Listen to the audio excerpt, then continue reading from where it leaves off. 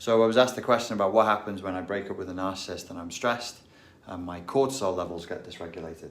I am not a psychoneuroimmunologist nor a neurobiologist, so I'm not going to talk too much about the specifics of hormone imbalances. I struggle with cortisol, I think, based on my own diagnosis, based on what I've read online with Google. So the way I would approach it would be from a non-medical point of view. Let's just call it stress and then talk about hormones more generally.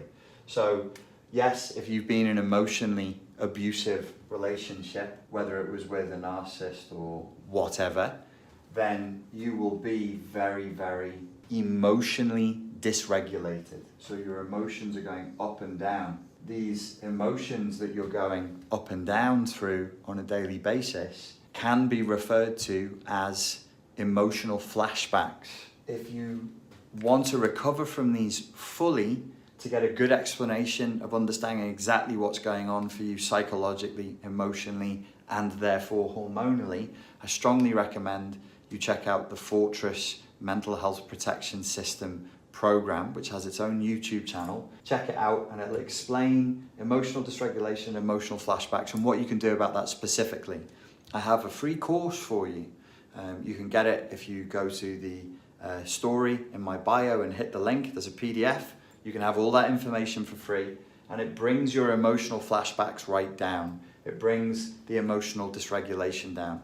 It takes about a month, it takes about 5 minutes a day, the exercise, over the course of 30 days. But if you can commit to that, you'll really reduce these emotional flashbacks, and your cortisol levels should start to begin to re-regulate.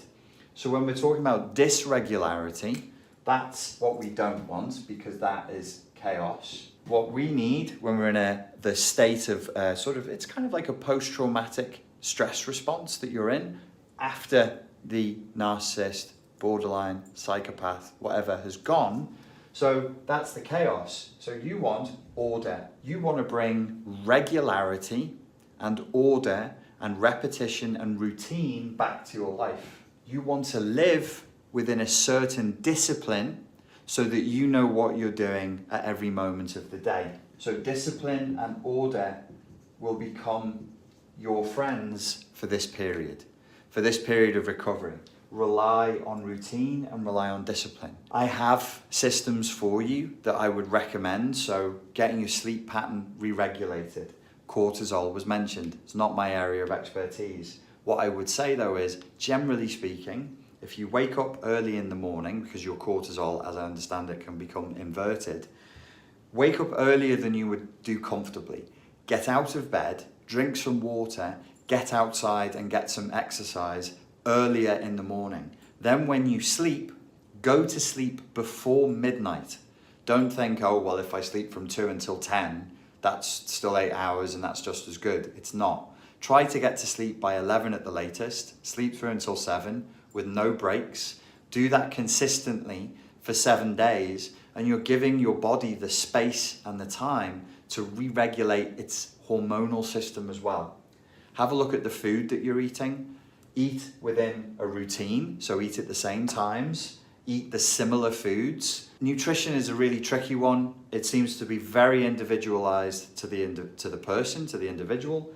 So whatever food would typically make you feel healthy and energetic, regulate how much you're eating, regulate the times at which you're eating, and if you can be bothered, I would recommend tracking everything. There are apps that let you do that you can use for free on a smartphone.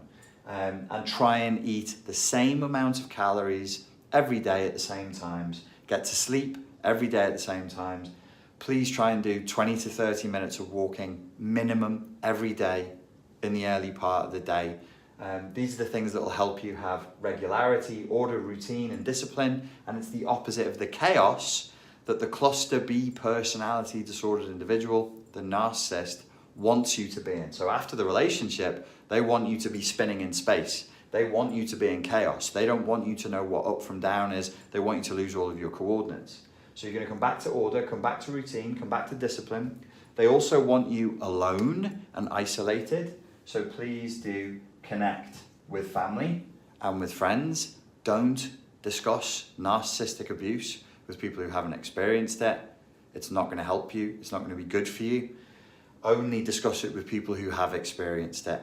It'll be more isolating if you discuss it with people who don't understand it. So don't do that. But connect with people and just make small talk with them. It's good for you at the hormonal level to see a person face to face, drink a cup of tea with them, chat about the weather, whatever it is. Leave the narcissistic abuse stuff to the people who understand it. Ladies and gentlemen, thank you very much for your time and for your attention. Thank you very much.